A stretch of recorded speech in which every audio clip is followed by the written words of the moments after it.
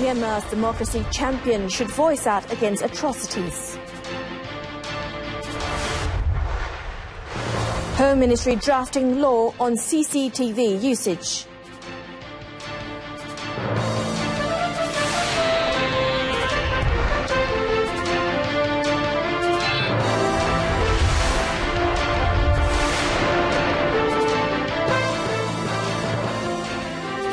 Good evening, I'm Annette Christie and you're watching News on 2.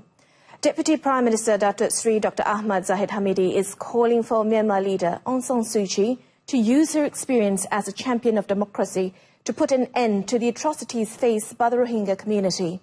He said as a Nobel Peace Prize winner, Suu Kyi should take a stand and not remain silent on the issue as other countries have voiced out their concern and provided aid for the community.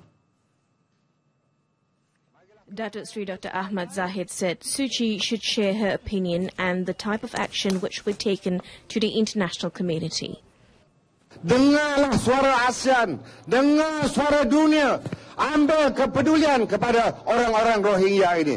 Kerana mereka bukan binatang, orang Rohingya adalah manusia, manusia yang harus diberikan kepedulian yang mendalam oleh tentera Myanmar, oleh pemerintah Myanmar kepada rakyat mereka sendiri. Gunakanlah pengalaman sebagai pejuang demokrasi, pejuang liberalisasi, pejuang kemanusiaan untuk diterjemahkan rasanya sendiri di negerinya sendiri supaya anugerah yang diterima itu dapat diiktiraf oleh dunia bukan sebagai anugerah yang menjadi patungan saja kepada pemimpin berkenaan.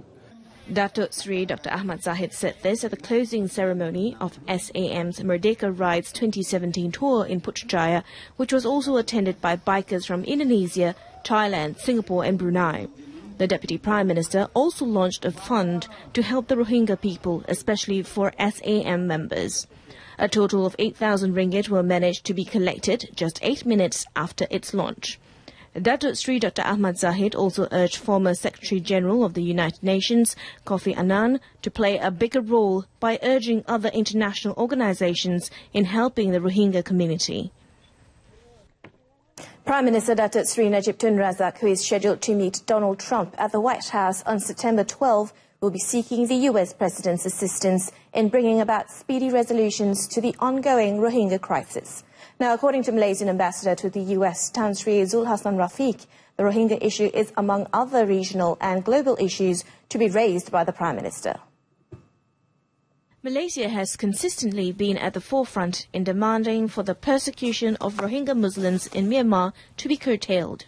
2 days ago, Datuk Sri Najib sent off a humanitarian mission to aid Rohingya refugees in Bangladesh. We have sent the humanitarian punya, I think they've set off already yesterday, kan? They went off yesterday. So it's something more to talk, and I think the minister also, Menteri Anifah, has said that he's going to bring it up in the UN and also OIC, and it's something, this is an opportunity to talk about this issue. Concerns have been raised over Myanmar's alleged crimes against humanity, with United Nations Special Advisor for the Prevention of Genocide, Adama Dieng, describing it as potentially an act of ethnic cleansing.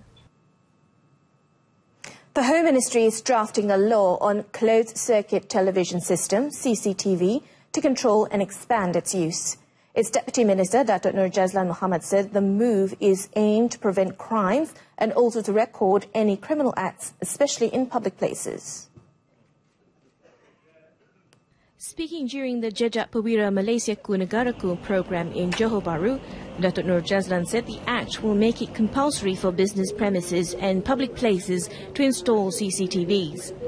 The CCTVs would be connected to the nearest police stations to help police to quickly identify the perpetrators. Jadi dengan penggunaan CCTV ini yang juga dilengkapkan dengan perisian facial recognition untuk mengenal pasti wajah, ya, dan sebagainya, ia akan dapat berkesan membantu pihak polis, ya, untuk mengawal suatu keadaan dan juga menjalankan penyiasatan selepas satu jenayah berlaku. The images recorded would also serve as proof in court. He said this when asked to comment on the killing of a policeman in a police station in Selangor last month, where no CCTV had been installed. The Seremban Municipal Council, MPS, together with Negeri Sembilan Fire and Rescue Department, have opened registration counters to help store owners who were affected by a fire which broke out on the second floor of the two-storey Seremban main market along Jalan Tun Dr. Ismail, Negeri Sembilan last night. MCA Youth Chief Datuk Chon Sin Woon said the registration is needed to facilitate further aid to the stall owners. Datuk Chong said MCA will also discuss with the MPS representatives to decide on a type of aid that is needed to be given to them. Kita nak mengenal pasti siapa yang telah mempunyai tuan punya gerai. Lepas tu kita telah mendengar nasihat laporan daripada pihak bomba bahawa mereka sedang menyiasat dan perlukan forensik tentang punca kebakaran. No casualties were reported and the fire was believed to have been caused from a nearby food stall. Owners of the stalls which were affected were allowed to gather their belongings earlier this afternoon. The top floor of the market will be closed for 14 days in line with the Fire and Services Act 1988, Act 341, for investigation purpose. A machine sealer unit at the packing room of an operating theatre at the Sultan Aminah Hospital, HSA, caught fire yesterday afternoon, resulting in the shutdown of 4 surgery rooms. However, no casualties were reported. The Fire and Rescue Department was alerted after a nurse saw the fire around 3:30 p.m. yesterday. A fire engine rushed to the scene and put out the blaze by 4 p.m. Johor Health, Environment, Education and Information Committee Chairman Dato' Ayub Rahmat said 4 surgery rooms needed to be closed temporarily for safety and investigation purposes. He added the fire did not affect any planned surgeries because there were other machine sealers and surgery rooms still available for use. All surgery rooms resumed operations this morning. A machine sealer deals with packing all surgery utensils before sending it to the Central Sterilization Service Unit for sterilizing. This is the 3rd incident to affect HSA in the last 1 year. A total of 41 people from 7 families lost their homes during an early morning fire in Bintulu, Sarawak today. Bintulu District Fire Chief Dihata bin Gobel confirmed the incident occurred at Kampung Serang Besar, Japat. Dihata said that they received an emergency call at around 2 a.m. today and quickly dispatched 3 fire engines along with 14 personnel led by Senior Fire Officer Mustafa bin Wasli. They managed to extinguish the fire at around 6 a.m. 7 houses and a fishing equipment storage hut were destroyed during the fire. However, no casualties were reported. The cause of the fire is being investigated.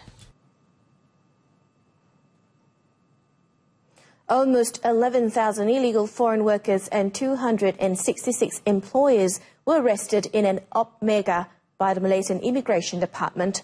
Director General Datuk Sri Mustafa Ali said the operation, which began on June 30th, involved the inspections of 3,167 premises concerning 41,897 people. He said the operations resulted in around 89 employers being charged for hiring illegal workers. Mereka cuba mencabar undang-undang, tetapi oleh kerana itulah kita telah menyatakan dengan cara tegas kita tidak akan berkompromi. He was speaking after attending an immigration officer's basic training course completion ceremony in Port Dickson. Commenting on the Rohingya refugees who have crossed over international borders, he said the Immigration Department will take action in accordance with policy and directives given by the Home Ministry. He said immigration will continue to monitor all entry points into the country to keep the situation under control.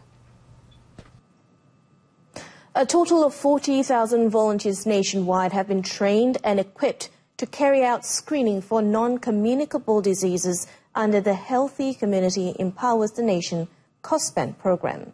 Health Minister Datuk Sri Dr. S. Subramanian said these volunteers have played an important role in helping to provide health services to the people, especially those in rural areas.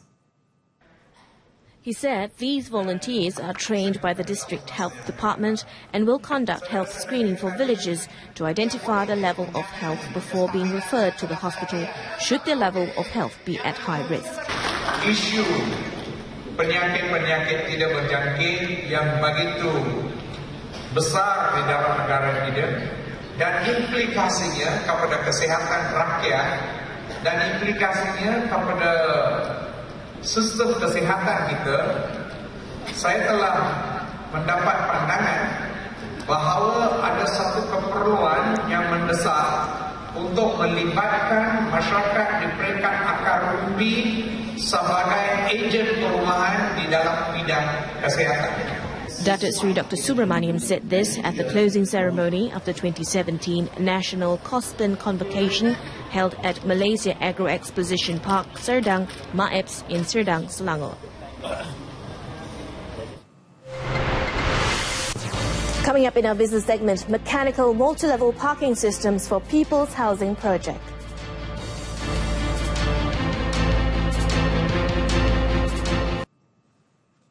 Welcome back. A study is being conducted on the implementation of a mechanical multi-level parking systems in all areas of the People's Housing Project, PPR.